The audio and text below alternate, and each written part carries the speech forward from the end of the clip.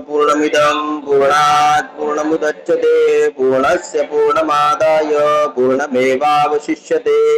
ओम शांति शांति शांति।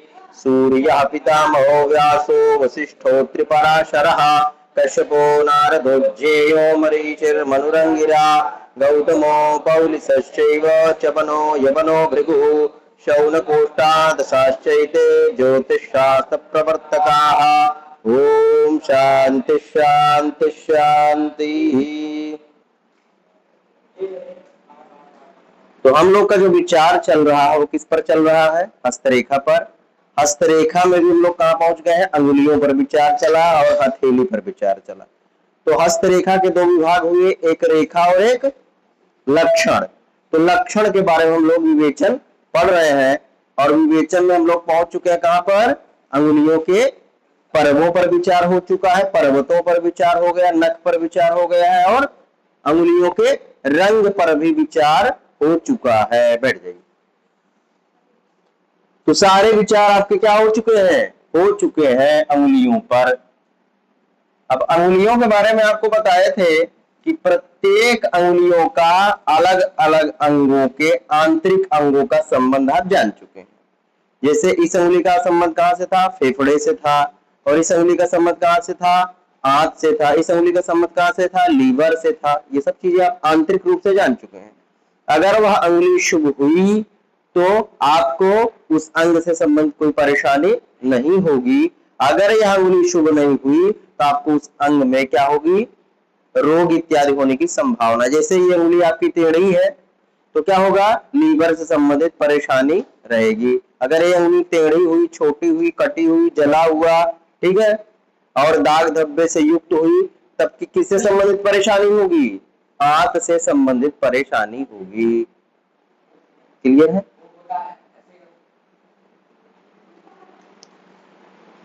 अब एक एक अंगुलियों का संबंध हम लोग यहाँ पे समझेंगे। तो देखिए, सबसे पहला जो संबंध हुआ, अब बाह्य संबंध समझेंगे। एक एक अंगों का बाह्य संबंध। जैसे सिर है, आंख है, कान है, गला, इसका कौन सी अंगुली से के साथ संबंध है? तो ये इस अंगुली का नाम क्या है? तर्जनी। इसका संबंध आपके सिर से है। किससे संबंध है? सिर से संबंध है। और इसका जो संबंध हो गया वो आपके मुख से है, ठीक है।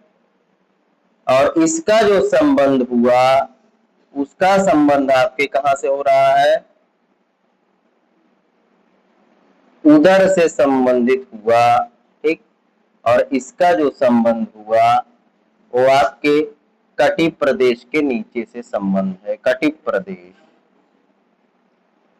कटिप प्रदेश के नीचे। आप एक एक चीज को आपको समझाते हैं, कैसे आप समझेंगे। राशियां सबको याद है?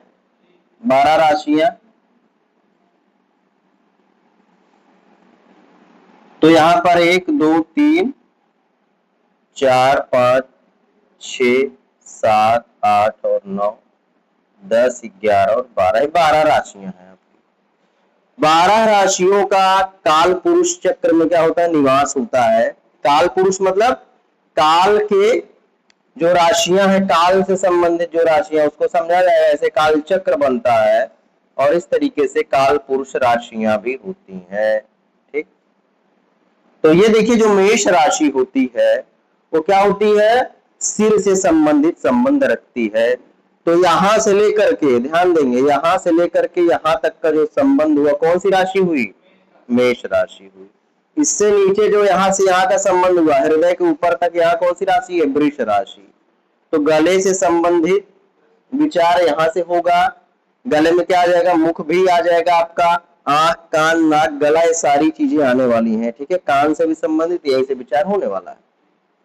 अगर यह अंगुली टेढ़ी हुई, अशुभ हुई, तो सिर में जरूर चोट लगी होगी, ठीक है। देखिए, हमारी अंगुली जो है टेढ़ी है तो हमारे सिर में यहाँ पे देखिए चोट लगा हुआ है और 2 बार लगा चोट।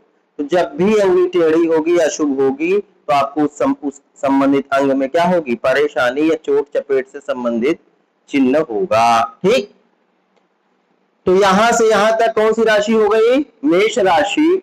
मेष राशि किसका प्रतिनिधित्व कर रही है? सिर का प्रतिनिधित्व कर रही है। सिर में क्या आते हैं? केश आते हैं आपके, और क्या आते हैं? मस्तक आता है आपका। यहां तक का जो संबंध हुआ किसका संबंध हो रहा है? मेष राशि का। तो जो आपके केश हुए, मस्तक हुए, इन सबसे संबंधित विचार होगा। ठीक है। अब वृष राशि में आएंगे तो वृष राशि का संबंध यहां से नीचे भाग का संबंध हो गया, ये बताया गया था आपको। यहां से यहां तक का जो संबंध हुआ किसका हुआ? वृष राशि का हो गया। और मिथुन राशि का संबंध यहां से यहां तक। ठीक है।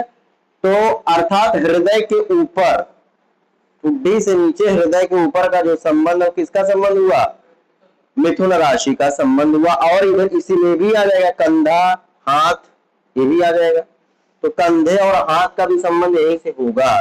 तो यहां पर क्या हो जाएगा? कंधा और हाथ, ये भी हो जाएगा। और इसमें क्या हो जाएगा? नाक, मुंह और कान। नाक, मुंह और कान से संबंधित विचार हो जाएगा, जितने चीजें आ जाएंगी। तो अगर यह अंगुली अशुभ हुई तो इनसे संबंधित जो होगा वो परेशानी होगी। अब आ जाइए कर्क। कर्क राशि का निवास कहाँ है? हृदय पर है। काल पुरुष की कहां पर है? हृदय पर है। तो ये आपकी कर्क राशि हुई। कर्क राशि आपकी इस अंगुली में निवास कर रही है। सिंह राशि जो होती है वो उदर का प्रतीक होता है। किसका? उदर। उदर माने समझ रहे हैं? उदर माने पेट। और जो कन्या राशि होती है, यह कन्या राशि किसका प्रतीक हो रही है? कटिप प्रदेश का प्रतिनिधित्व कर रही है। किसका? कटिप प्रदेश का, कमर प्रदेश का कर रही है। ये किसका प्रदेश कर रही? वस्ती का प्रदेश प्रतिनिधित्व कर रही, जो वस्ती होती है कमर के नीचे। और ये जो है आपके गुप्त स्थान का प्रतीक हो रही है, गुप्त स्थान का प्रतीक हो रही है। और यह राशि जो हो रही है वो आपके किसका प्रतिनिधित्व कर रही है? गुप्त स्थान के नीचे जो आपके जांग है उसका प्रतिनिधित्व कर रही है। और ये जो है क्या हुआ? घुटने का प्रतिनिधित्व कर रही है। और यह जो राशि है किसका प्रतिनिधित्व कर रही है? पिंडली का प्रतिनिधित्व कर रही है। और यह राशि जो हुई वो पैर का प्रतिनिधित्व कर रही है। ठीक है। तो पैर का मतलब क्या हुआ? आपका पंजा। मीन राशि में कौन सी राशि, पैर में कौन सी राशि निवास करती है? मीन राशि। तो पैर से संबंधित जिसको भी परेशानी होती, इसीलिए देखिए अगर ये अंगुली अशुभ हुई तो आदमी को घुटने से संबंधित परेशानी होती है, उसका घुटना पकड़ने लगता है, आदमी चल नहीं पाता पैरों से, उसको वात रोग होता है। कौन सा रोग होता है? ये अंगुली किसका प्रतीक है? वात, वो बताइए किस पंचभूतों का प्रतीक? अग्नि, पृथ्वी, वायु, जल। किसका प्रतीक है? आकाश तत्व का प्रतीक। आकाश मतलब खाली।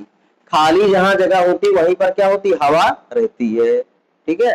तो खाली वात का प्रतिनिधित्व कर रही है। किसका प्रतिनिधित्व कर रही? वात का। तो वात जब भी होगा तो किससे संबंधित परेशानी होगी?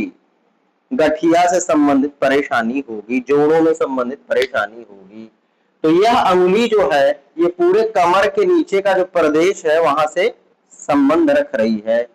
तो घुटने से संबंधित और पिंडली से पिंडली समझते हैं क्या होता है? हाँ, पिंडली उसके नीचे जो होता है जहां मांस भरे होते हैं वो पिंडली होती है। उसके नीचे का जो भाग होता है, एड़ी का जो भाग होता है वो क्या होता है? ये भाग होता है। तो इसको बताने का मतलब क्या है कि एक एक राशियां, एक एक अंगुलियां जो है आपके प्रत्येक अंगों का प्रतिनिधित्व कर रही हैं। अगर यह अंगुली अशुभ हुई तो सिर से संबंधित परेशानी, से बाल से संबंधित दिक्कत होगा, और भी चीजें होंगी, नेत्र से संबंधित परेशानी होगी, ये सभी को लेना है। अब तो इसमें नेत्र से संबंधित दो चीज ध्यान में रखना है।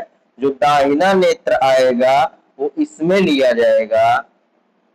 दाहिना नेत्र विशेष करके देखा जाता है, दाहिना नेत्र यहां से और वाम नेत्र यहां से, वाम नेत्र यहां से, बस इतना ध्यान में रखना है आपको। तो दाहिने नेत्र का जो प्रतिनिधित्व कर रहा है वो अनामिका अंगुली कर रही है, और वाम नेत्र का जो प्रतिनिधित्व कर रहा है ये चंद्र पर्वत कर रहा है। ठीक है। अगर इन अंगों से संबंधित अगर ये पर्वत शुभ हुए तो शुभता रहेगी, अन्यथा क्या होगी? अशुभता होगी। क्लियर है? तो सोचिए कितना बढ़िया चीज है, आप एक एक चीज हस्तरेखा से बताने वाले हैं। तो गुप्त स्थान समझ रहे हैं ना।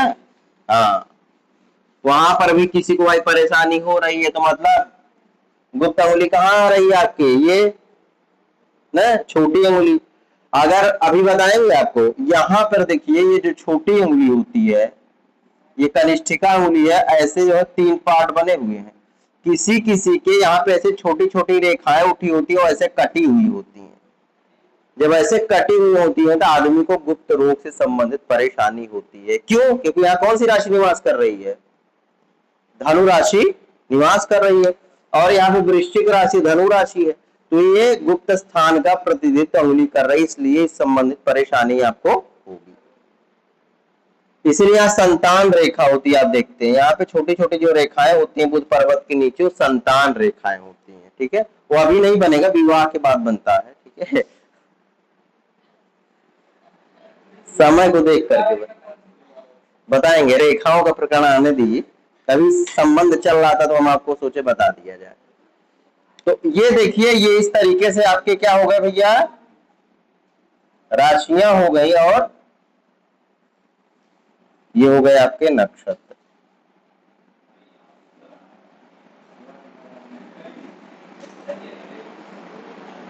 आगे का समझा जा रहा है। अब हम लोग आपको बताया गया था कि अंगुलियों के लंबाई के बारे में। कोई अंगुली अगर अधिक लंबी है तो परेशानी कारक होगी, बहुत छोटी है तब भी परेशानी कारक होगी। अगर अंगुलियां सामान्य है तभी शुभ फल करेंगी, अथवा सामान्य से थोड़ा बड़ी हो तो शुभ फल करने वाली है। सामान्य से थोड़ा बड़ी होगी तो व्यक्ति विशेष होगा, क्योंकि सामान्य मतलब सामान्य माने सामान्य आदमी, नॉर्मल, सबके पास है वो चीज। जब थोड़ा सा बड़ी होगी तो आप थोड़ा विशेष होंगे, जब सामान्य से थोड़ा छोटी होगी तब सामान्य से नीचे हो जाएंगे। सामान्यतः विशेषो बलवान भवेत्। सामान्य से विशेष क्या होता है? बलवान होता है, ये नियम है। तो अब देखिए, अगर इस तरीके से अंगुली हुई, मतलब छोटी अंगुली जो है वो अनामिका अंगुली के प्रथम पर्व का स्पर्श कर रही है, ऐसे आप मिलाए और इस अंगुली का स्पर्श कर रही है तो ठीक है। एक बार देख लेंगे रिकॉर्ड हो रहा है कि नहीं हो रहा है।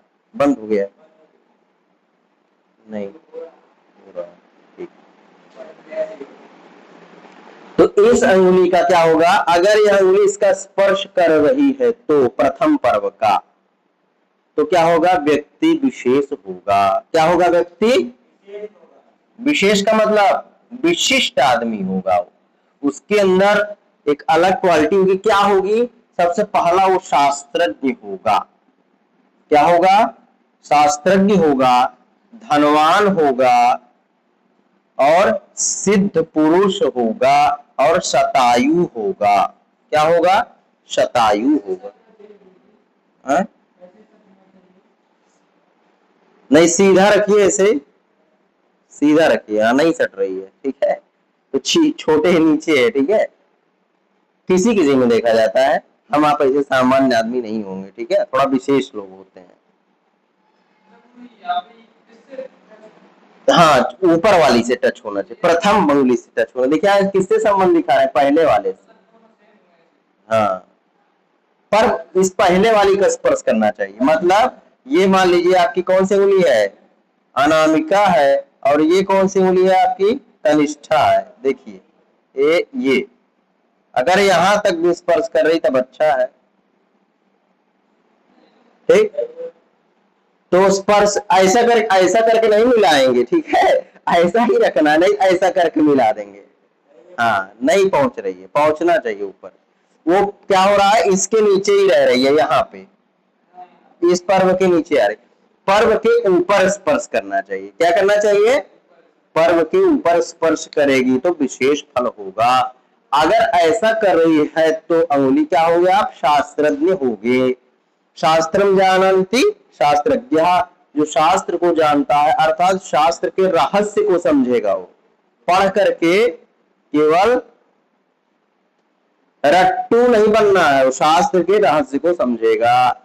ऐसा व्यक्ति क्या होगा? धनवान होगा, सिद्ध पुरुष होगा, ठीक है। तंत्र मंत्र इत्यादि की सिद्धि होगी उसके पास, और शतायु होगा, 100 वर्ष की आयु जीने वाला व्यक्ति होगा। अगर ऐसा हो रहा है तो ये अंगुली क्या होती है, किसके बारे में बताती है, आयु के बारे में विशेष गणना किया जाता है। तो जिस जिस आदमी की यह अंगुली, ध्यान देंगे, जिस आदमी की अंगुली केवल यहीं तक हो रही है, जैसे हम आपका हो रहा है, ठीक है, ये यहीं तक रह रही है, तो ठीक,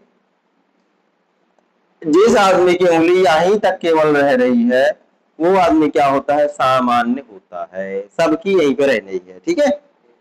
और जिसका यही इससे भी छोटी हो जाए, इसमें भी ध्यान देंगे, ये है अंगुली का बॉर्डर, क्या है, सीमा है, ये परिधि। अगर यहां तक स्पर्श कर रही तब तो ठीक है। अगर ये छोटी अंगुली जो है, बात नहीं करेंगे, यहां समझने की कोशिश करेंगे, बात करके, बात क्यों कर रहे हैं आप लोग आपस में, बात करेंगे तो कुछ नहीं समझ पाएंगे, यहां समझने की कोशिश करिए। अगर ये अंगुली यहां तक रह रही, ध्यान देंगे, मतलब ये इस वाले पर्व का ही स्पर्श कर रही, ठीक है, तब तो ठीक है, तब थोड़ा विशेष होंगे। अगर पर्व की उस अंगुली का जो रेखा है, इस अंगुली की रेखा के नीचे रह जा रही है, एक स्पर्श कर रही, एक नीचे रह जा रही, दोनों में अंतर। अगर स्पर्श करेगी तो थोड़ा विशेष होंगे, ठीक। अगर उस रेखा के नीचे हो रही है तब आप सामान्य आदमी होंगे। अगर यही अंगुली, जो छोटी अंगुली है आपकी, द्वितीय पर्व के मध्य भाग तक ही पहुंच रही हो, कहां तक पहुंच रही हो, मध्य भाग तक, मतलब बीच तक ही पहुंच रही हो, ठीक है, तब क्या होंगे आप, निष्कृष्ट व्यक्ति होंगे। कैसे होंगे, निष्कृष्ट व्यक्ति होंगे, सामान्य से भी गए गुजरे आदमी होंगे, ठीक है। तो मतलब बुद्धि किस, इस अंगुली से क्या क्या विचार करते हैं, वक्तृत्व शक्ति, भाषण देने की शक्ति। जब बड़ी अंगुली है, व्यक्ति ऐसा भाषण देगा आप आकर्षित हो जाएंगे, जैसे मोदी, ठीक है, ऐसा भाषण देंगे क्या हो जाएंगे, लोग आकर्षित हो जाते हैं। छोटे छोटे वक्तव्यों को बहुत देर तक बोलने वाला व्यक्ति होता है, छोटा सा सूत्र लेगा उससे बोलता रहेगा आदमी। तो भाषण शक्ति की प्रतिभा अलग होती है। दूसरे पर्व से क्या विचार करते हैं, बताया गया, व्यापार शक्ति, वैज्ञानिक शक्ति इत्यादि के बारे में विचार करते हैं। तो वैज्ञानिक अनुसंधान, आविष्कर्ता, तो व्यक्ति वैज्ञानिक अनुसंधान कितना करेगा इसके बारे में विचार होगा। तृतीय पर्व से क्या विचार करते हैं, व्यापारिक प्रतिभा। द्वितीय पर्व से व्यापारिक ना, कि वैज्ञानिक अनुसंधान, पहले में है, इसमें क्या वक्तृत्व शक्ति होगा ना, और दूसरे में अनुसंधान हो, कोई बात नहीं। तो ये चीज जो है किससे संबंधित हो रहा है, आपके वक्तृत्व का और वैज्ञानिक बुद्धि से आपके प्रतिभा रख रहा है। और ये पर्वत किससे संबंधित होता है, बताया गया आपको, व्यापार, भाषण और कला और बुद्धि की प्रतिभा। कुछ याद नहीं कर रहे हैं आप लोग, याद करिए, पर्वतों से विचारणीय बातें, व्यापार, कुशलता, वाणी की कुशलता, ठीक है, बोलने की वाक्पटुता, चतुरता, ये सब सारी चीजें आपको बताए थे, चतुराई, ये सभी का विचार यहाँ से होगा। अगर अंगुली शुभ हुई तो विशिष्ट होंगे, अंगुली अशुभ हुई तो इन सब में क्या होगा, हानि होने वाली है, ठीक है। तो अगर यह अंगुली बीच तक पहुंच रही है, मध्य भाग तक पहुंच रही है, तो आप कैसे हो गए, आप निष्कृष्ट व्यक्ति हो गए, आपके अंदर सामान्य से भी आप नीचे कोटि में आ गए। जितने भी गुण कहे गए हैं उन सभी गुणों का आपके अंदर क्या होगा, अभाव होगा। वक्तृत्व शैली नहीं होगी, वैज्ञानिक अनुसंधान नहीं होगा, चतुरता नहीं होगी, भाषण वाक्पटुता नहीं होगी, इन सब सारी चीजों का क्या होगा, अभाव होगा, विशेष होने वाला। आप ध्यान देंगे, इन दो तो अंगुलियों में ठीक ही है। अब ये अंगुली जो होती है, ध्यान देंगे, ये जो अंगुली हो रही है आपकी,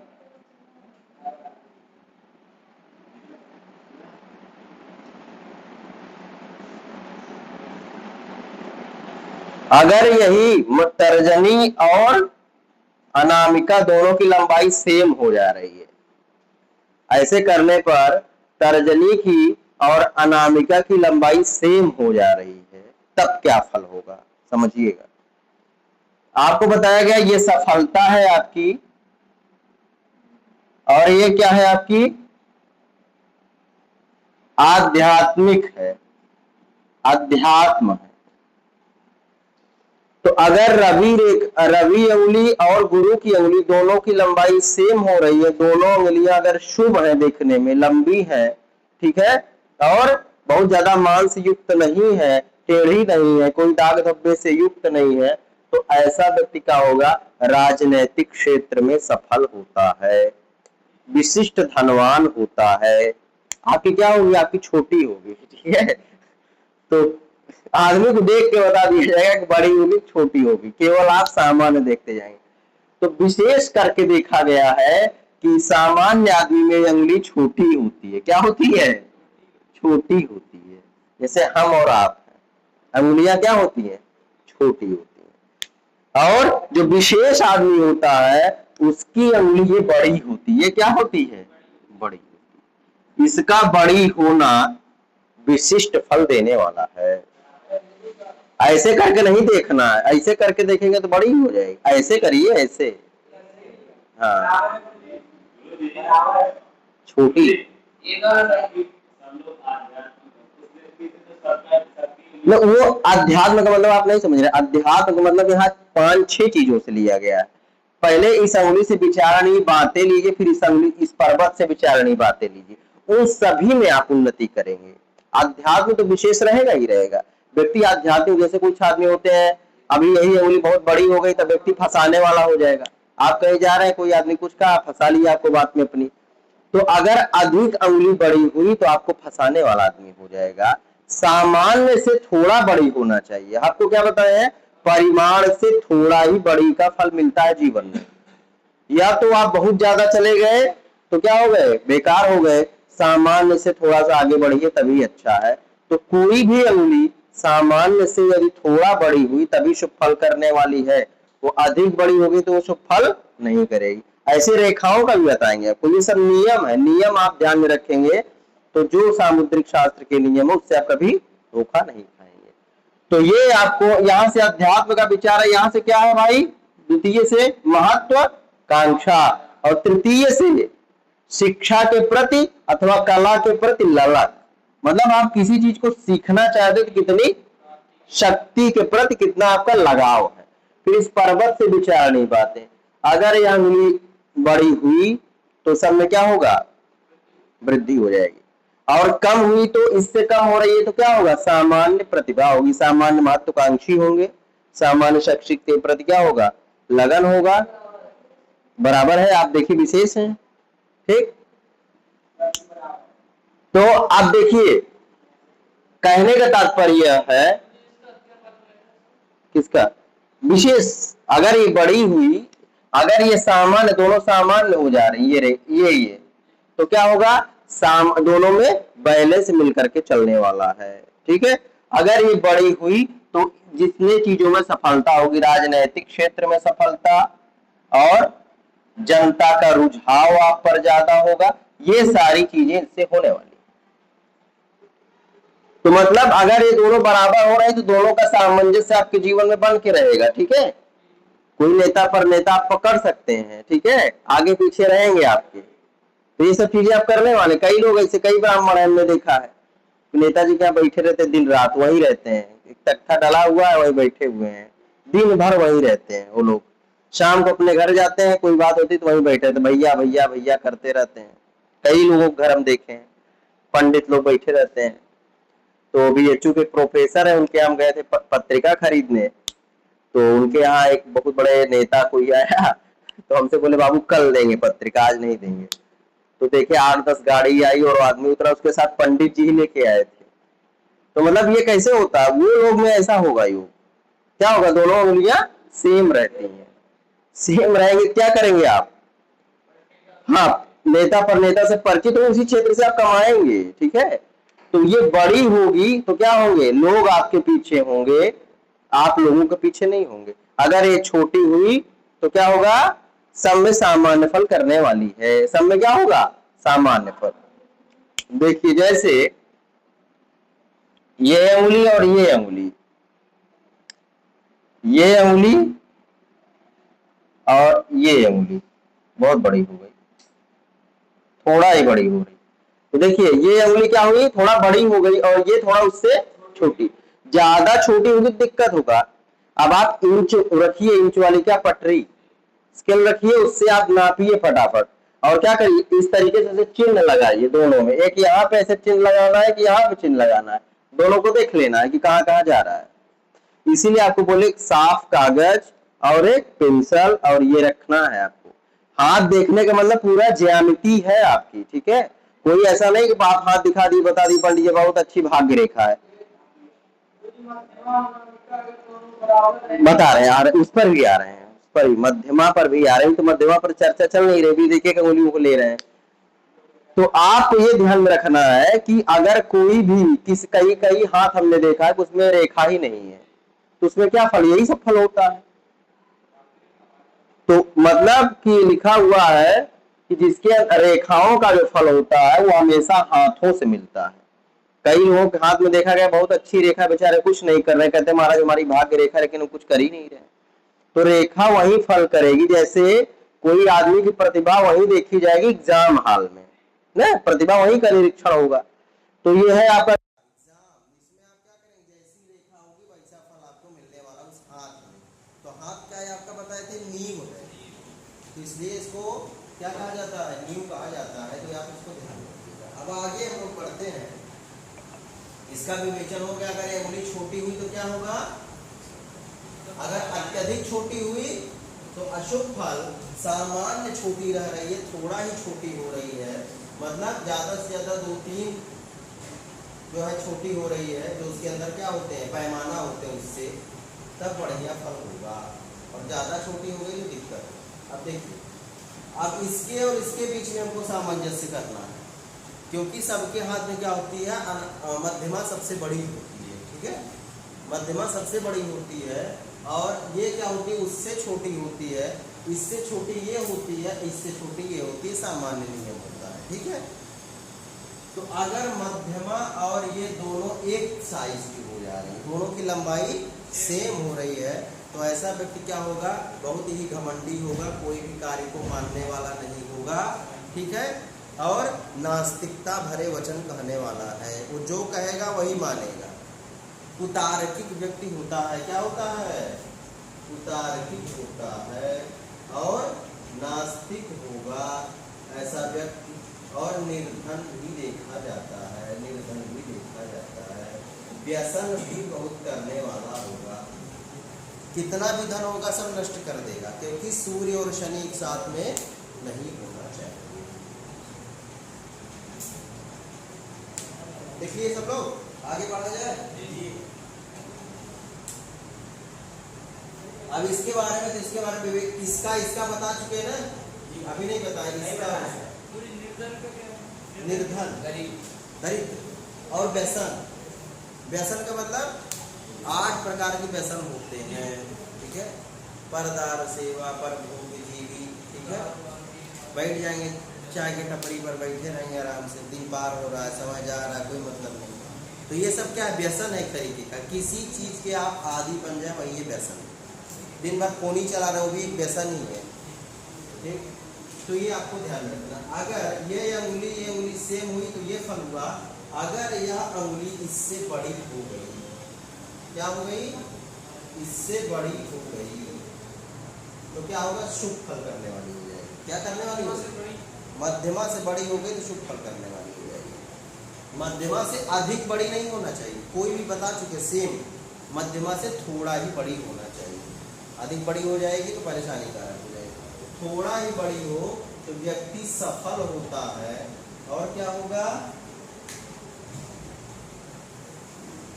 देव आराधक होता है, देवाराधक होता है, गुणी भी होता है, और विशेष प्रभाव युक्त होता है,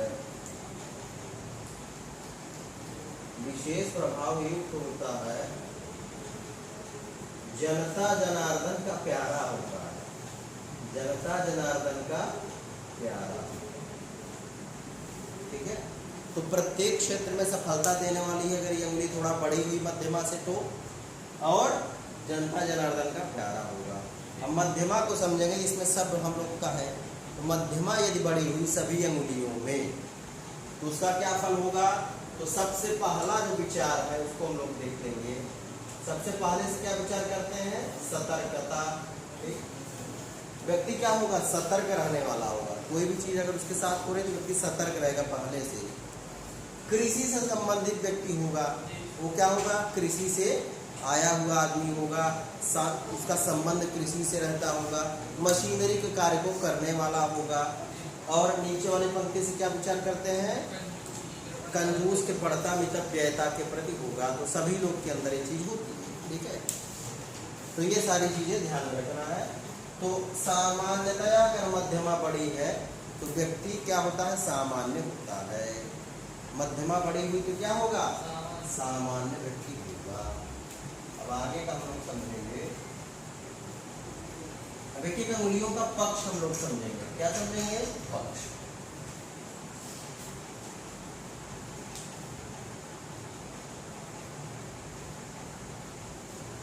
तो ये जो उंगली होती है ये पितृपक्ष होता है इससे, और ये उंगली जो होती है ये मातृपक्ष होता है, और ये उंगली जो होती है ये आपके स्त्री पक्ष का होता है। ये सत्ता पक्ष होता है। ये चार पक्ष आपके माने जाते हैं।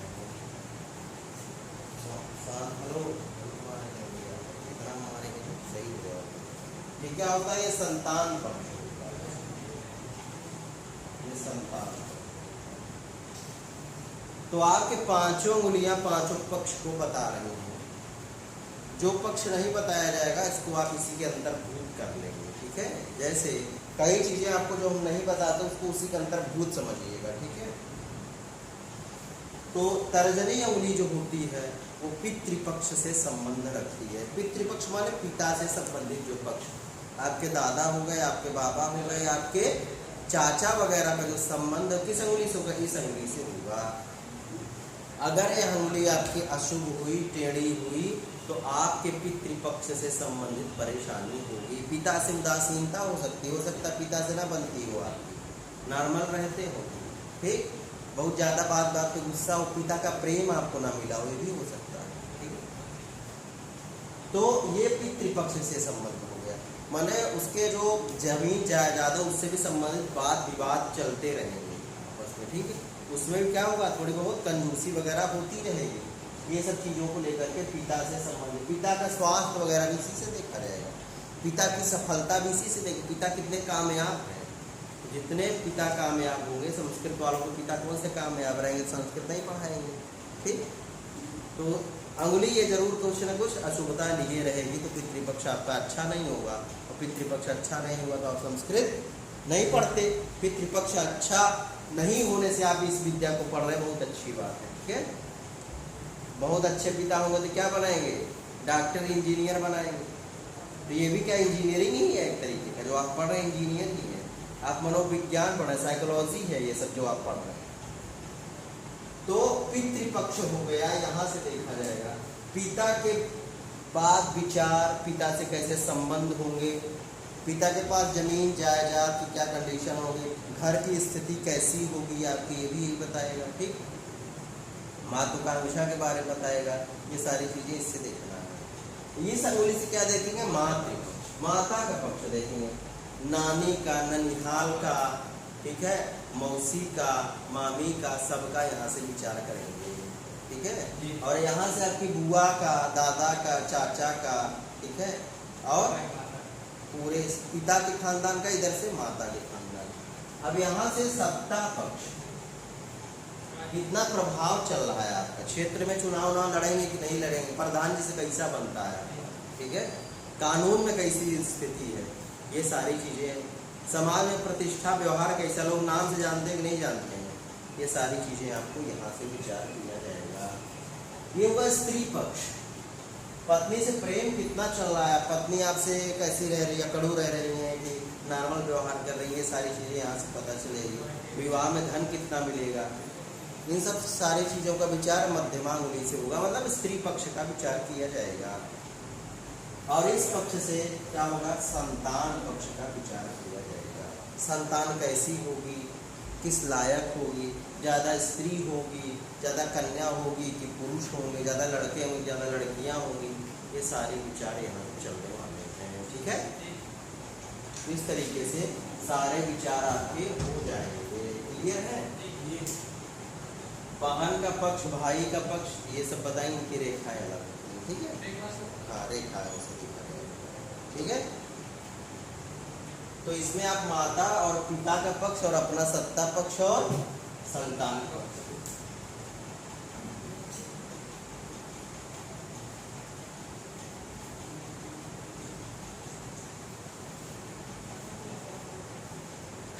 थोड़ा सा और हम लोग इसके बारे में भी समझते हुए चलेंगे, अंगुलियों के बारे में। बड़ी हो जाए, छोटी हो जाए।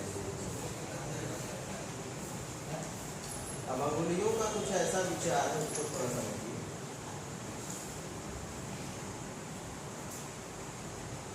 इन्हीं अंगुलियों के द्वारा आप क्या बता सकते हैं कि कन्या होगी या पुत्र होगा। अगर कोई आपसे पूछने आया तो पहले हमारे यहाँ ऐसे उंगलियों को पकड़ाने का विधान था। छोटे बच्चे होते थे उनको उंगलियाँ से पकड़ाई जाती थी। ठीक है, तो उसका क्या रीजन है, ये सब चीज़ें यहाँ यहीं से निकली हैं, सामुद्रिक शास्त्र। तो समय कन्या विषमे पुमान, अगर सम होगा तो कन्या का जन्म होगा और विषम होगा तो पुत्र का जन्म होगा। तो कौन कौन सी उंगलियां भैया सम है, कौन कौन सी, जो 1, 3 और 5, ये क्या हो गए आपके 1, 3, 5, ये आपके विषम हो गए। तो बचे कौन सा, मध्यमा और अनामिका। मध्यमा और अनामिका बचेगी तो क्या हो जाएगा, तर्जनी और अनामिका ना। तर्जनी और अनामिका ये हुआ ना, ये वाला तर्जनी और अनामिका, 4 ये वाली हुआ ना। हाँ बता रहे हैं आपको। तो 2 और 4, जो दूसरी अंगुली है और जो चतुर्थ अंगुली है, दूसरी अंगुली कौन सी है, ये और चौथी ये। ठीक, तो ये दोनों अंगुलियां अगर हुई, जैसे कोई आपसे प्रश्न करने आया, ठीक है, वो प्रश्न करते हुए अगर अंगुली का स्पर्श ऐसे ऐसे कर रहा है, ठीक है, कई लोगों का स्वभाव होता है ऐसे ऐसे कर रहे हैं, तो मतलब वो अगर इस अंगुली का स्पर्श कर रहा है तो उसके गर्भ में पुत्र है। अगर इस अंगुली का स्पर्श कर रहा, कन्या है, अगर इस अंगुली का स्पर्श कर रहा है तो किसका है, पुत्र है। विषम होगा तो क्या होगा, पुत्र होगा। सम में होगा तो क्या होगा, कन्या का जन्म होगा। ठीक है, ऐसे ही कोई आपसे पूछा कि अभी जो आ रहा है वो कौन होगा, हाथ में जो आप सामग्री लिए होंगे कौन सा है, पुल्लिंग है या स्त्रीलिंग है, तो आप इससे बता दें। अगर वो करतल का स्पर्श करता है, इसका स्पर्श करता है तो नपुंसक होगा। क्या होगा, नपुंसक होगा। तो इसके द्वारा आप ये भी बता सकते हैं अंगुलियों के द्वारा कि पुत्र होगा अथवा कन्या होगी। और इसी तरीके से अंगुलियों का एक एक जो है वो भी है रस, अंगुलियों का रस भी है। आप किस रस को ज़्यादा खाना पसंद करते हैं, ये अंगुलियाँ बताएंगे। ठीक है, तो ज़्यादा खट्टा, तीखा, मीठा क्या पसंद करते हैं। 1, 3, 5 अगर आया, अंगुलियां स्पर्श किया तो क्या होगा, विषम होगा। विषम माने पुत्र, विषम नहीं जानते, सम विषम, सम विषम बता रहे हैं, समझा रहे हैं। तो 1, 3 जो संख्याएं 2 से कट जाएंगी वो क्या होंगी, सम संख्याएं होती हैं। जो 2 से नहीं कटती वो क्या होती, विषम संख्याएं होती हैं। तो ये आप ध्यान रखिए। तो इस तरीके से 1, 3, 5 अगर अंगुलियां, अगर उसको आइए ऐसे रखिए अंगुलियां, अपने इष्ट देव का स्मरण करिए, बोलिए ठीक है कोई अंगुली पकड़ लो, तो जिस अंगुली को पकड़ेगा वही होगा। क्लियर, अपना रखेंगे उसी का रखवा दीजिए, अपना रखवा दीजिए, किसी का भी रखवा सकते। ठीक है, अंगुली से आपको मतलब है ना, अंगुली किसी के भी हो, आपको अपने इष्टदेव का स्मरण करके उंगली उसको पकड़ा देना है। और वो दैवज्ञ को क्या होना चाहिए? नित्य संध्या कर्म इत्यादि रत होना चाहिए, तभी फल अच्छा होगा। जो व्यक्ति संध्या इत्यादि नहीं करता उसका फल, यदि शंभु स्वयं वदेत लिखा है, यदि भगवान शिव भी अगर बोलेंगे तब भी अशुभ हो जाएगा, फल उसको मिलेगा ही नहीं। तो इसलिए ऐसे व्यक्ति को लिखा हुआ है नान्यथा वचनम भवे, उसका अन्यथा वचन नहीं होता है। अगर आप नित्य कर्मरत हैं, अपने कार्य को करते हैं, संध्या वंदनादि करते हैं, सूर्योदय के पूर्व उठते हैं और किसी का वचन और कर्म के द्वारा निंदा इत्यादि नहीं करते हैं, तो शुभ फल होने वाला है। ठीक है, तो ज्योतिषी ऐसा होना चाहिए। कौन सा बताए थे ज्योतिषी कैसा होना चाहिए? श्लोक लिखवाए थे आपको, बताइए किसको याद है? हाँ, त्रिस्कंदज्ञो दर्शनीय श्रौतस्मास क्रिया और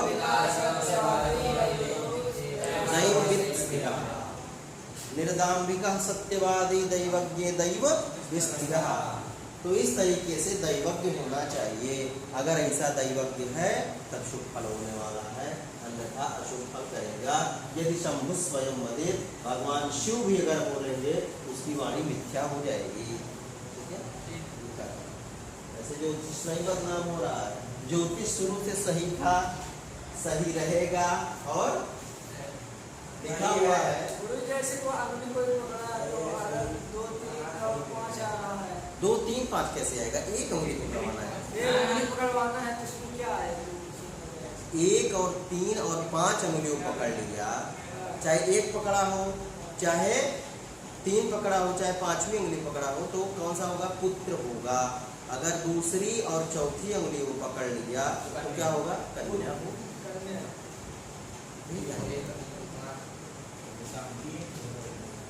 अब अंगुलियों का हम लोग क्या समझेंगे?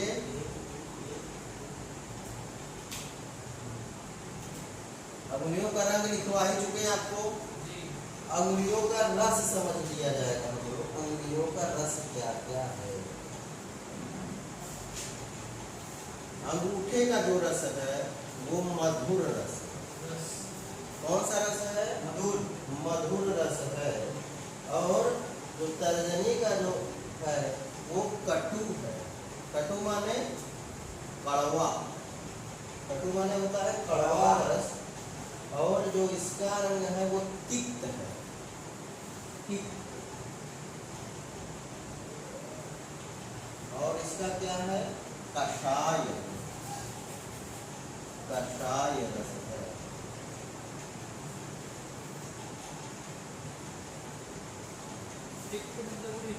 तीखा होता है, तीखा। और इसका अम्ल। 6 प्रकार के रस माने जाते हैं। ठीक है, मधुरांग, लवण, कट, कषाय, तिक्त, भेदा। लवण जो होता है, नमकीन होता है, वो यहाँ से हो जाएगा। लवण माने नमकीन। ये गुरुजी स्त्री पुरुष दोनों में ये है, मतलब ये दोनों में लागू है एक छोटा। हाँ हाँ, क्या तो कह रहे हैं लवण रस। 6 प्रकार के रस होते हैं। तच्च मधुराम्ल लवण कट कषाय तिक्त भेदात् षड विधा। ऐसा किसमें लिखा? तर्क संग्राम में लिखा है। ठीक है, तो तच्च मधुर, मधुर माने मीठा। मीठा जो होगा, अंगूठा अगर शुभ है देखने में और सुडौल है, पर्वत भी अच्छे हैं, अंगूठा आपके तर्जनी के प्रथम पर्व का स्पर्श कर ले रहा है, तो आप मधुर रस खाने वाले होंगे। सबसे ज़्यादा मीठा पसंद करते हैं। यह आदमी मीठा खा करके आया हुआ है, ये भी देखा जाएगा। अगर अंगूठा वो आदमी स्पर्श किया, आप कौन सा रस खाए हैं, ऐसा आप जानकारी के लिए नहीं करेंगे कि देखे सही जा रहा है कि नहीं जा रहा है। ये इसके लिए नहीं होता है देखे सही गया कि नहीं गया। ये कई बार करेंगे गलत हो जाएगा। ये आपके पूर्वार्जित जो जन्म होता है उस पर निर्धारित होता है। कई बार हम लोग ऐसा फलादेश कर देते हैं, ऐसा आ जाता है स्वयं अंदर से, कुछ चीज़ें सही हो जाती हैं, कोई कुछ नहीं देख पाते। उस समय जो चीज़ है सोचते हैं कि अपने आप आ जाता है। तो आपके पूर्व जन्म पर जो अर्जित आपने किया है वही होने वाला है। एक श्लोक आपको लिखवाए थे, पूर्व जन्मार्जिता विद्या पूर्व जन्मार्जितम धनम। पूर्व जन्मार्जिता नारी अग्रे अग्रे च धाम।